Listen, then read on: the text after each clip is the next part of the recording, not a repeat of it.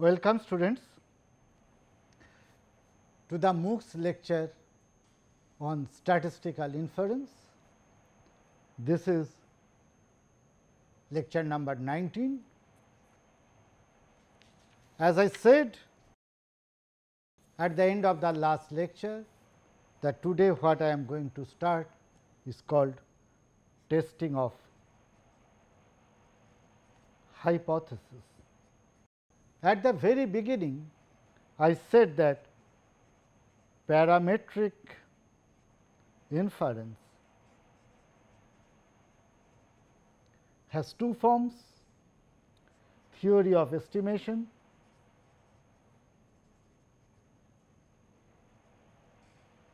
and testing of hypothesis.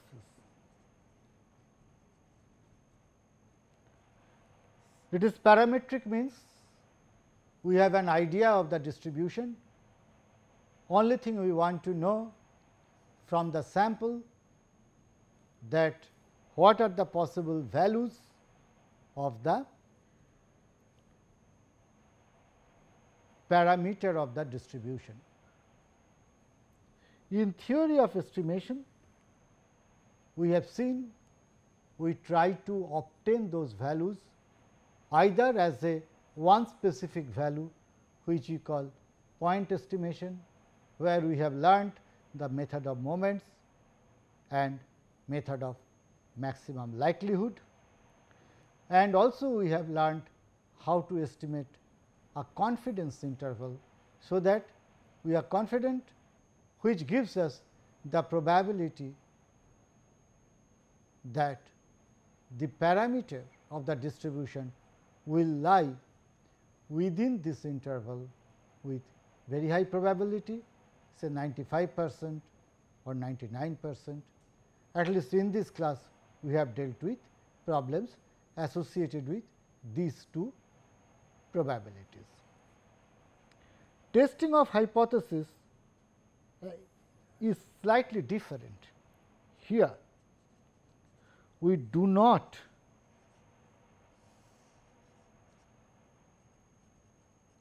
estimate the value.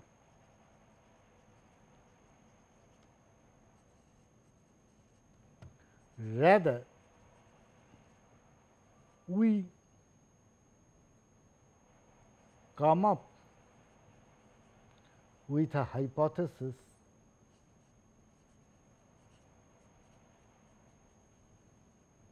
and check whether the sample gives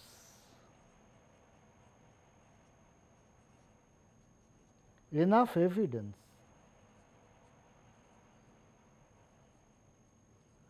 that the hypothesis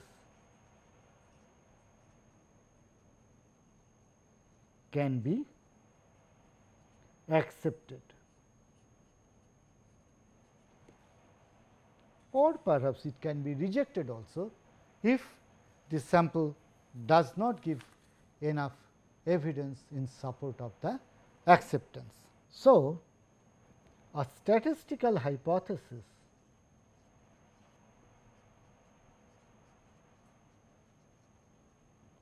is a statement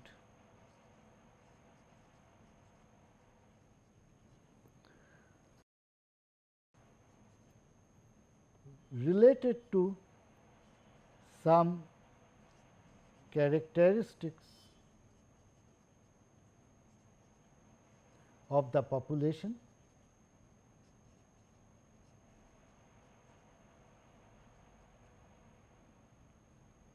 under study, or alternatively we can say that a hypothesis is a statement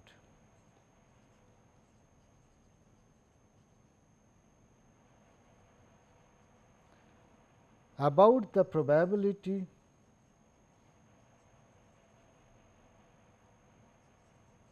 distribution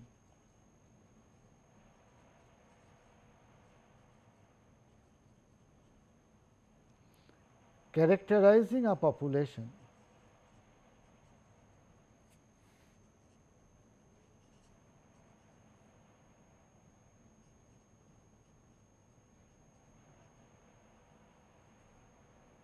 which we want to verify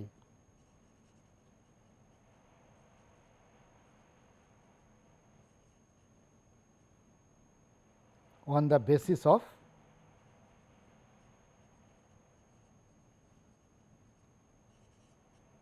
the information available from a sample. So, let me explain this. Suppose there is a coin and our hypothesis is that its probability of obtaining a head is 0.5. We want to verify that. So, what we do?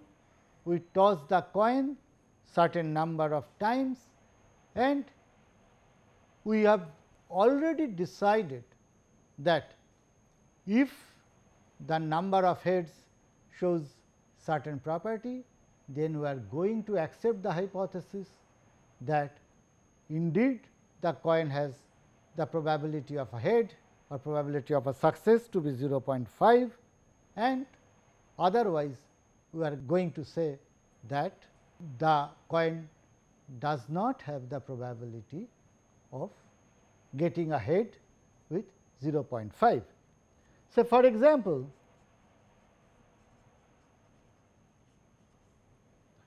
suppose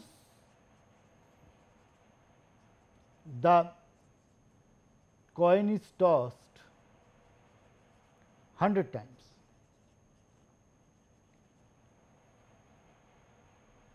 and we obtain 45 heads. We are more likely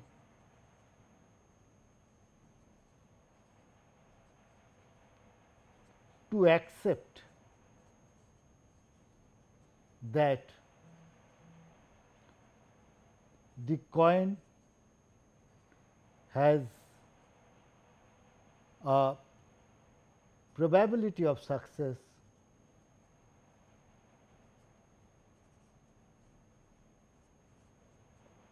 is equal to 0.5. On the other hand, suppose the number of head is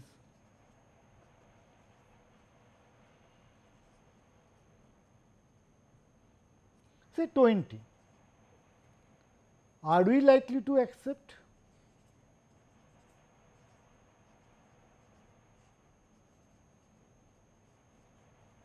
That probability of a head is equal to 0.5? Very unlikely. Similarly, if number of head is equal to say 75, still we are not likely to accept the hypothesis that probability of head is equal to 0.5. So, the testing of hypothesis is all about designing the scheme such that based on the sample evidence we can accept the hypothesis or we reject the hypothesis. So, typically we consider two types of hypothesis. simple. A hypothesis is said to be simple if when it is accepted the underlying distribution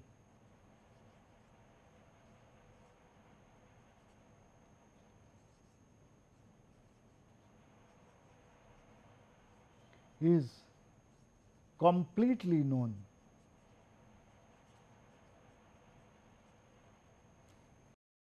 Example: Bernoulli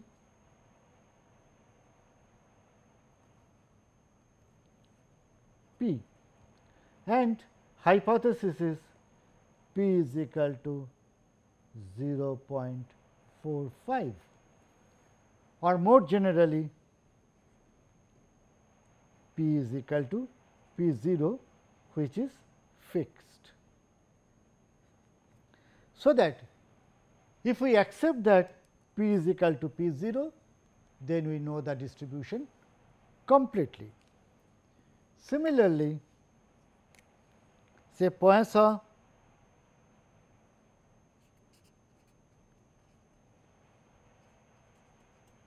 with mu, and our hypothesis is mu is equal to mu naught, where mu naught is some fixed value, and if the sample evidence establishes that mu is equal to mu naught can be accepted, then we know the distribution completely.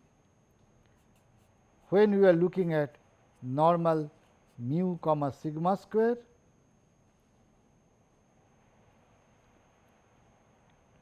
hypothesis like mu is equal to mu naught and sigma square is equal to sigma naught square.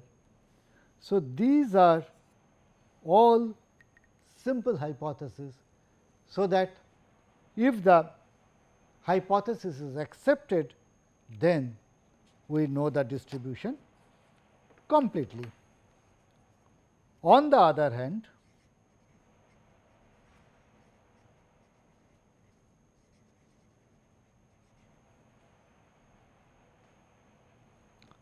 suppose we consider Bernoulli P and our hypothesis is P is greater than equal to 0.55, or if it is a Poisson distribution with mu and our hypothesis is mu is less than equal to 2, and normal mu comma sigma square, and we can have hypothesis like mu is equal to mu naught, sigma square is greater than equal to 4, or suppose we have mu less than equal to say 2 and sigma square less than or equal to 10, or we can have something like mu not equal to 5 and sigma square is equal to 10 say. In all these cases you can see that even if the hypothesis is accepted, we do not get the distribution completely, because there will be a family of distributions, each of which will actually fall into this category satisfying this hypothesis. So, such a hypothesis is called a composite hypothesis, and a test of a statistical hypothesis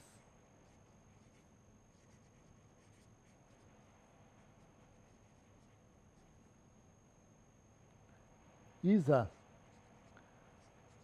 two-way decision making problem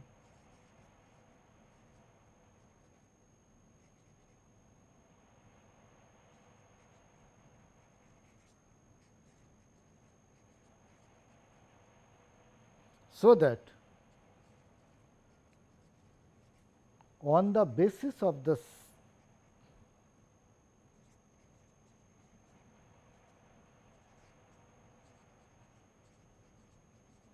obtained sample, one decides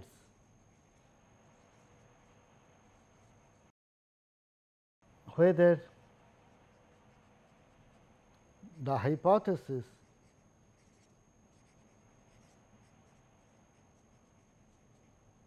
will be accepted or rejected. So, to proceed further, the hypothesis that we test for possible acceptance, that is, for which we seek support from the sample, is called null hypothesis.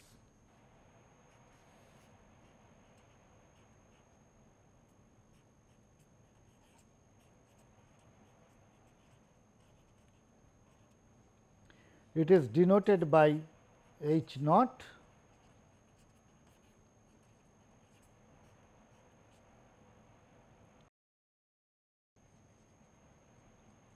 and the name given by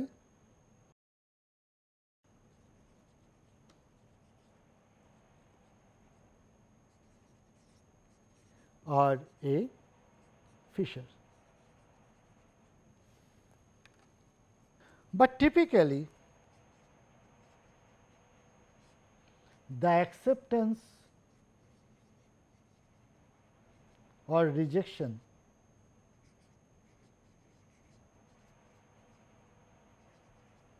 of the null hypothesis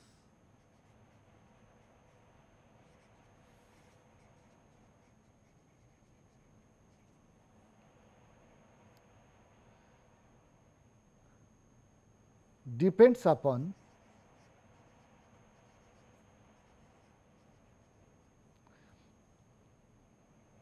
against which other hypothesis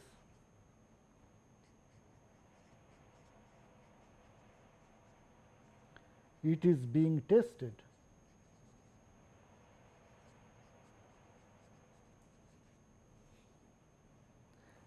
For example,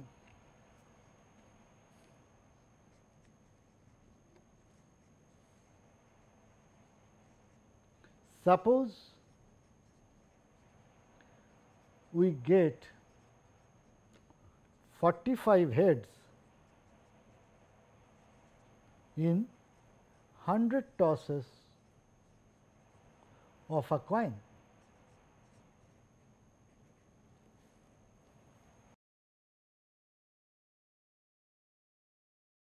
And we want to test that P is equal to probability of head is equal to 0.5.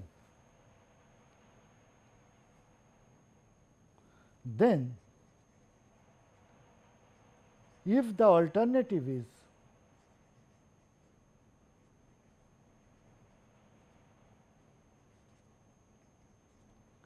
probability of head is equal to 0.45, then we may reject the null hypothesis. This is the null hypothesis.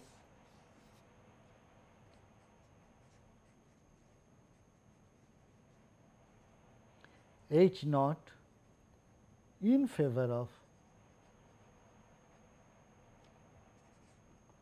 this hypothesis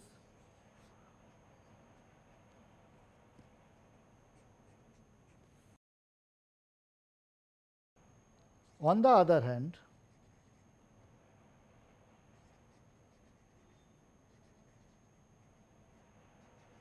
if H1 is that probability of H is equal to 0.6, then we may accept H naught against the above H1. Therefore, in testing of hypothesis, it is not only the null hypothesis or H naught, one has to see what is the alternative hypothesis, because the acceptance and rejection will depend upon the alternative hypothesis as well. Note that the role of H naught and H1 are not symmetric. Our focus is on H naught, and we want to see if H naught is accepted or rejected when tested against the H1. That is the focus of testing of hypothesis. And second point is that typically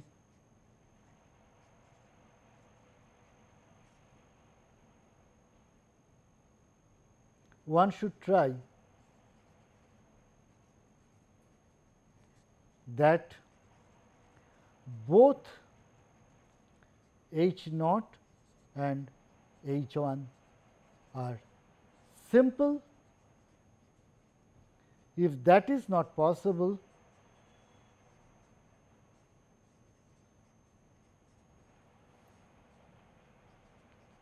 the next better option is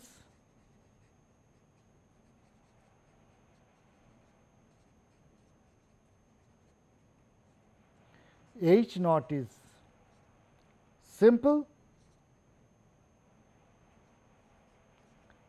and H1 is composite.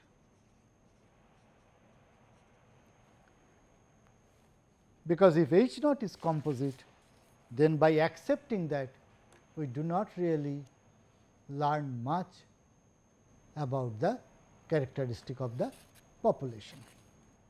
Question: how to achieve this?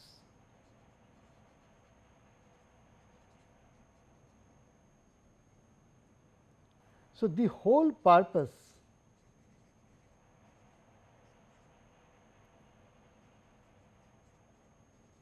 of testing of hypothesis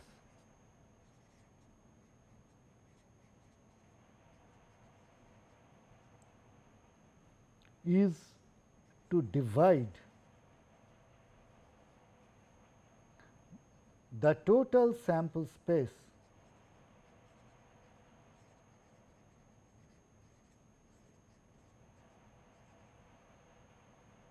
into two parts.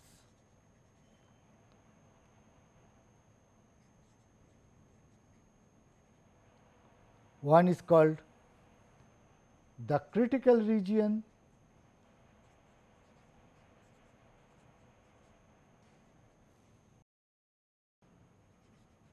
or rejection region, and we will denote it by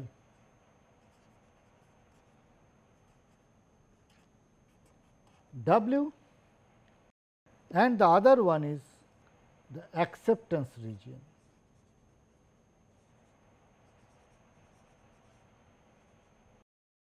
That is,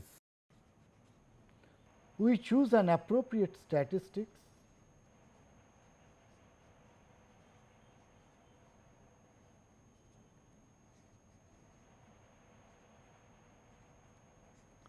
x 1, x 2, x n and consider its distribution.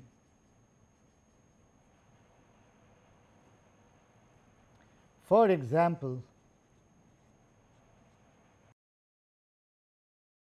consider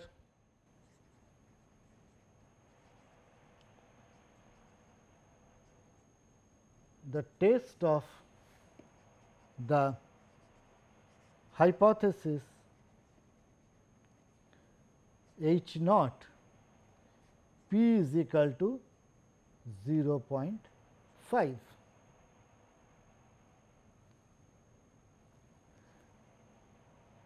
And the experiment designed is to toss the coin 1000 times and count the number of heads. Therefore, T is equal to number of H in an obtained sample of 1000 tosses, and we decide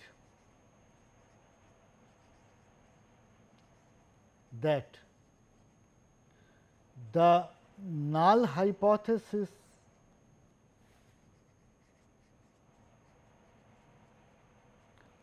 that is H naught p is equal to 0.5 will be accepted if T is greater than equal to 400 against H 1, that let us assume that a simple alternative that p is equal to 0.35. What is the sample space?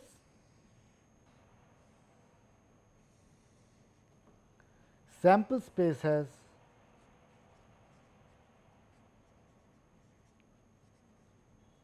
two to the power 1000 points of strings made of 0 and 1, because each toss ends up in either 0 or 1 depending upon whether it is a tail or is a head. So, 1000 tosses means 2 to the power 1000 points, and suppose this is my W. That means, all those strings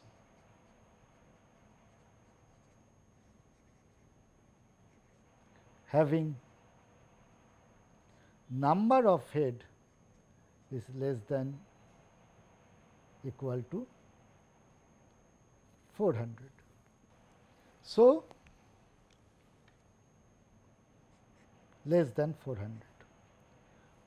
So, if the number of heads obtained is less than 400, we are going to reject the null hypothesis, or if the number of heads is greater than equal to 400, then we are going to accept the null hypothesis. So, this is called W complement. So, what is our T? T is equal to sum of values in the obtained sample. And what is the rejection criteria? The rejection criteria is that the number has to be less than 400, otherwise you are going to accept. Therefore, we shall reject the null hypothesis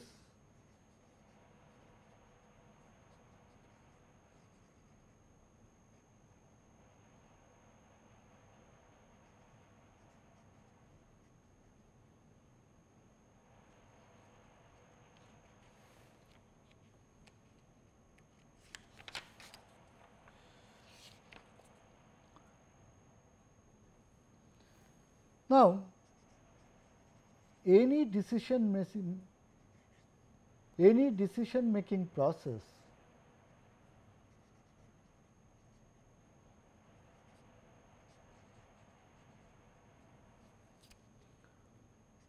will have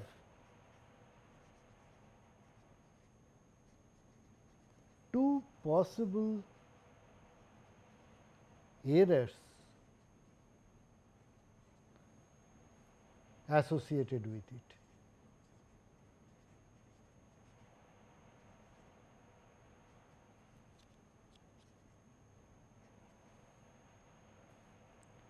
What are these? The hypothesis is correct,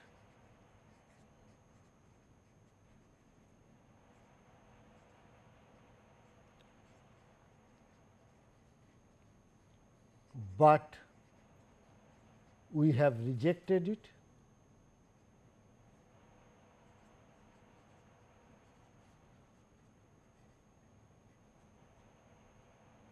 For example,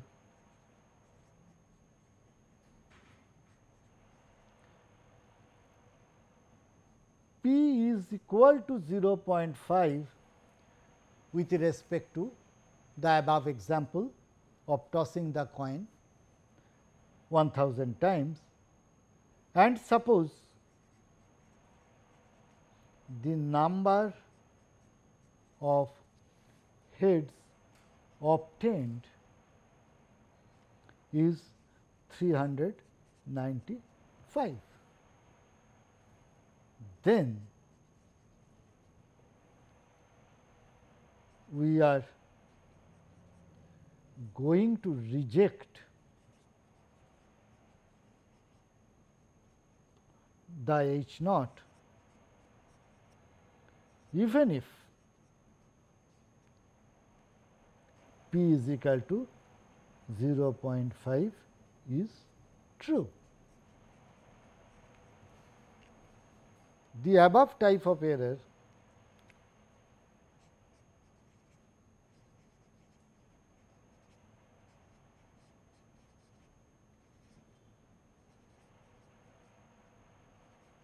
is called type 1 error, that is rejecting a hypothesis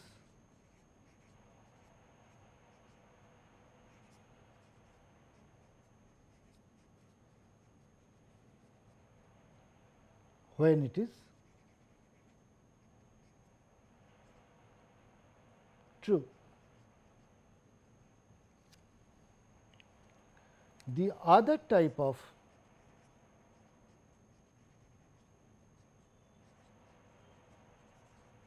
error is called type 2 error,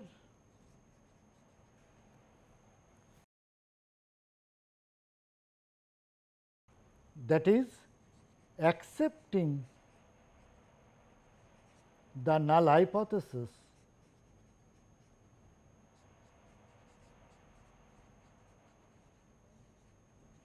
when it is false. For example,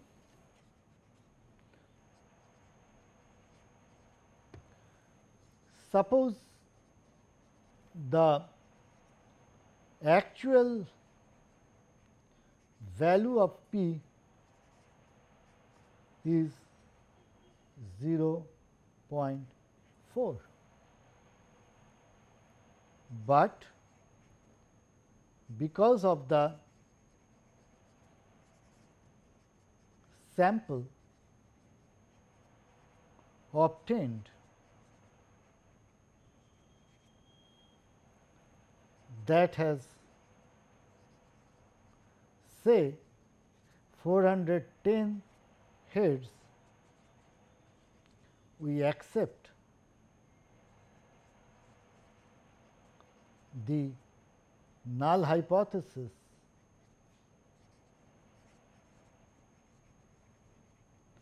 H naught p is equal to 0.5, because that is our acceptance and rejection criterion, although the null hypothesis is false. So, you get this type of table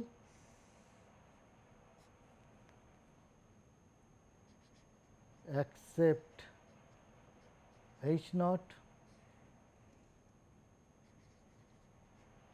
reject H naught. These are two actions when H naught is true, H naught is false. So, when H naught is true and we have accepted that, then we are making a correct decision. When H naught is false and we are rejecting H naught, we are making another correct decision, but H naught is true, but we are rejecting, we are committing type 1 error. If H naught is false, but we are accepting, then we are committing a type 2 error. Ideally,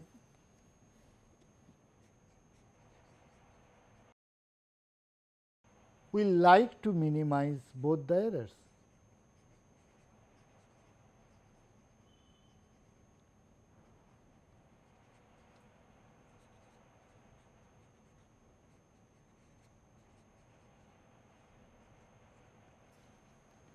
Why?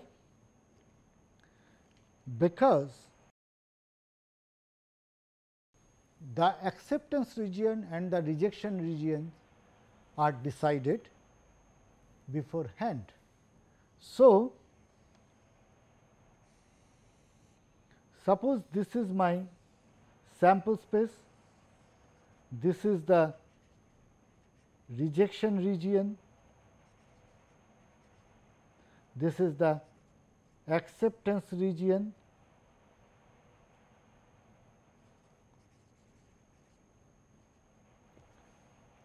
we want to reduce the extent of type 1 error. Then what we will do?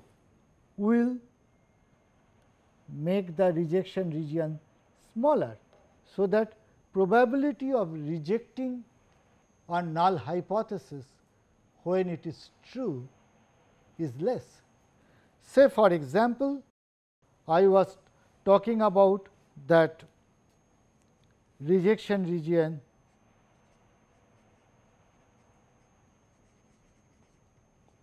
is that the t less than 400.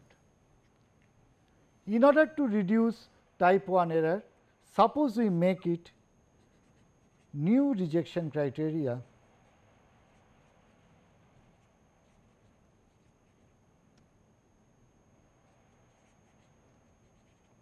that t is less than 375.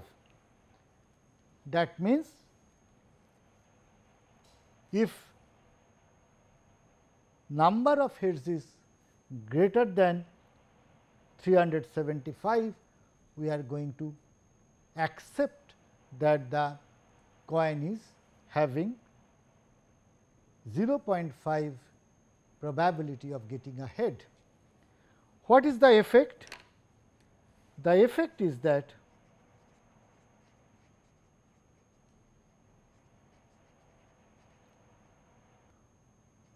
we are increasing the size of acceptance region.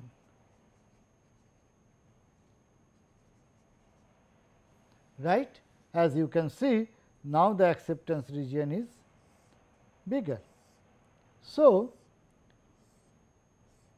when the null hypothesis is not correct or actual value, if value of p is not equal to 0.5, now we have higher chance of accepting the null hypothesis.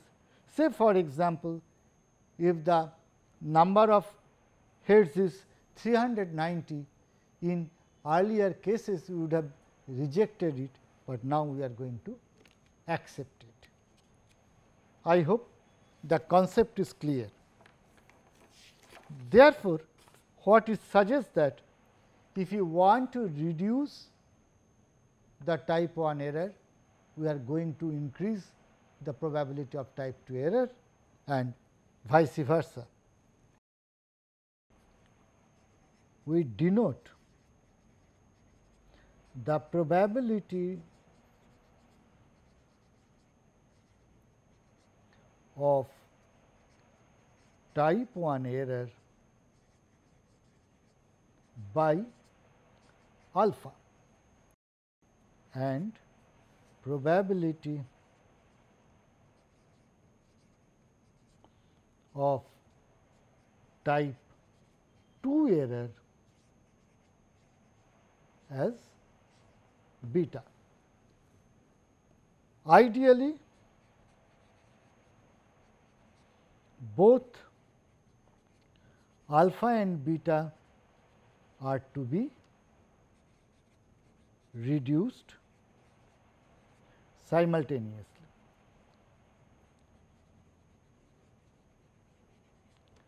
But as we have just seen, that is very difficult.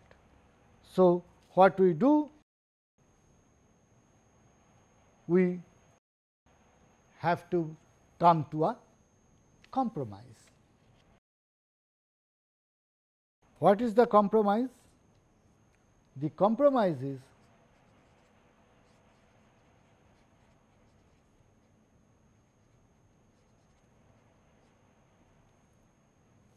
we want to put a bound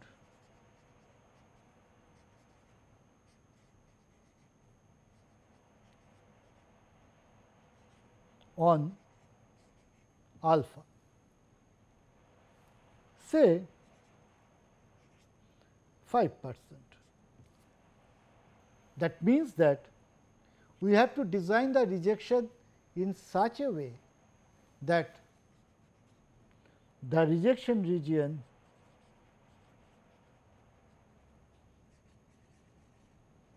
in such a way that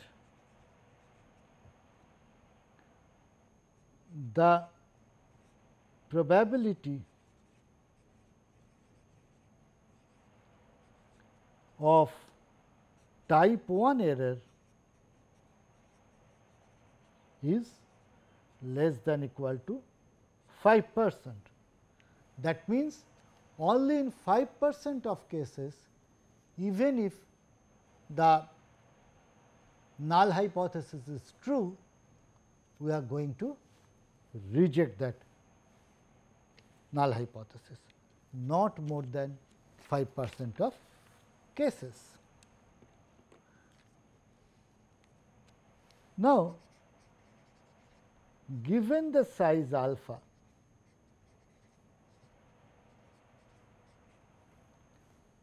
there can be many rejection regions.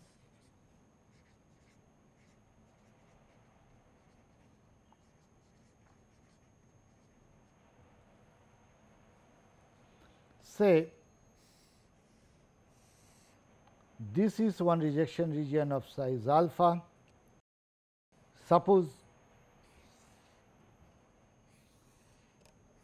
this is another rejection region of size alpha, and suppose This is another rejection region of size alpha. The question is which one of these we should consider for ultimate decision making. So, all three are alpha.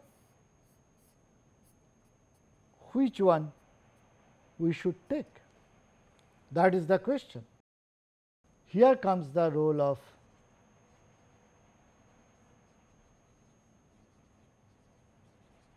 type 2 error.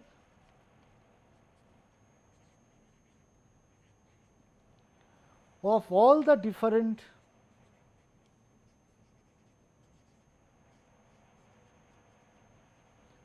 rejection regions,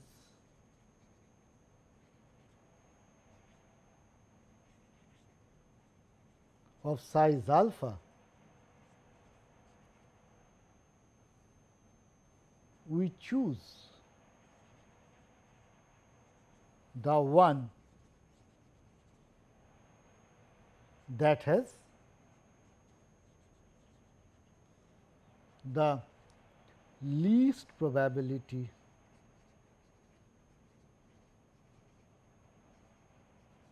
of committing type 2 error.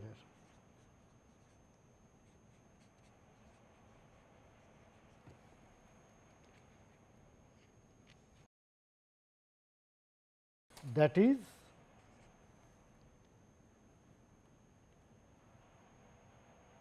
for all W such that size of W is less than equal to alpha, that is the size of the critical region is less than equal to alpha, that is the probability of committing type 1 error is less than equal to alpha, we choose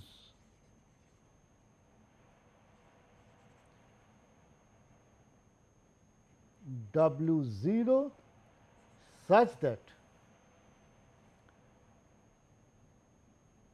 probability of type 2 error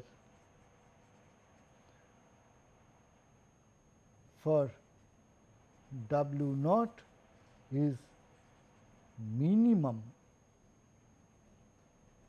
over all W such that size of W is less than equal to alpha.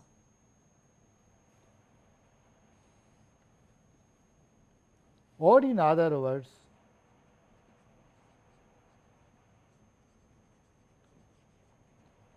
we want to minimize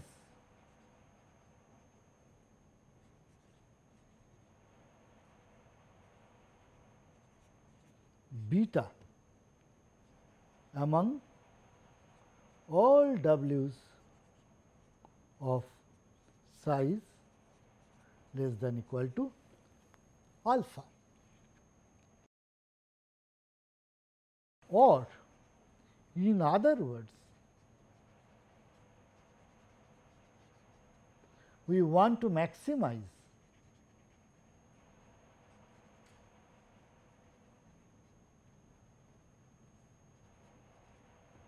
one minus beta among all the W's such that size of W is less than equal to alpha. Hence, 1 minus beta associated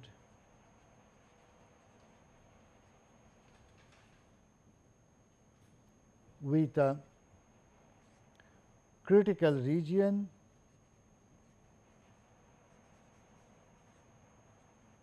is called the power of the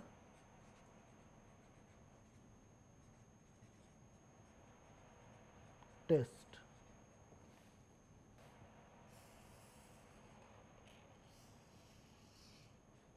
And our aim is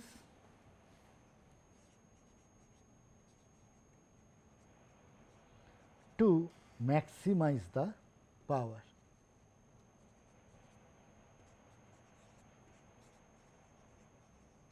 While maintaining the bound on type 1 error. Before proceeding any further, I give you an example. Consider uniform 0 theta. Suppose H naught is theta is equal to 1.5 and H 1 is theta is equal to 2.0, and we take a single sample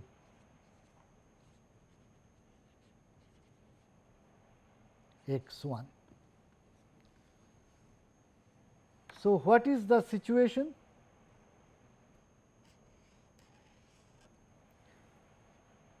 We take a value from uniform 0 theta. Our aim is whether to accept that theta is equal to 1.5 or we reject it in favor of theta is equal to 2.0.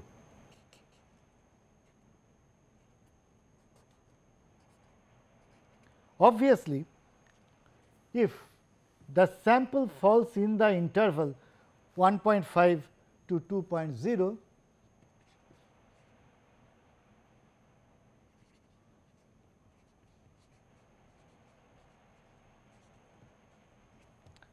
we are going to reject H naught, because under H naught the theta is 1.5. But what about some value, say 1?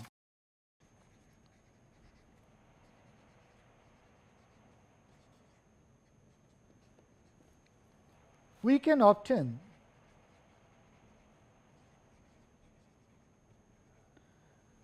this sample under both H naught and H 1. So, we decide as follows.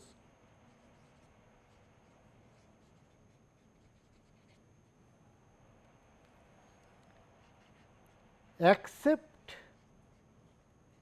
H naught if x 1 is less than 1.0 and reject H naught if x 1 is greater than 1.0. That is, if this is 1, this is 1.5 and this is 2. So, this is my rejection region,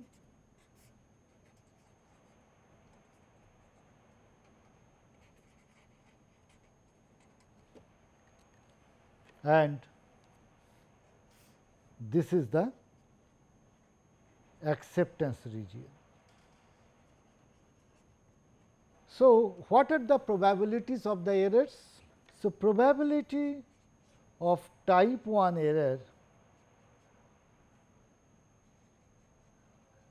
is equal to rejecting H naught when it is true is equal to, say, probability of getting a value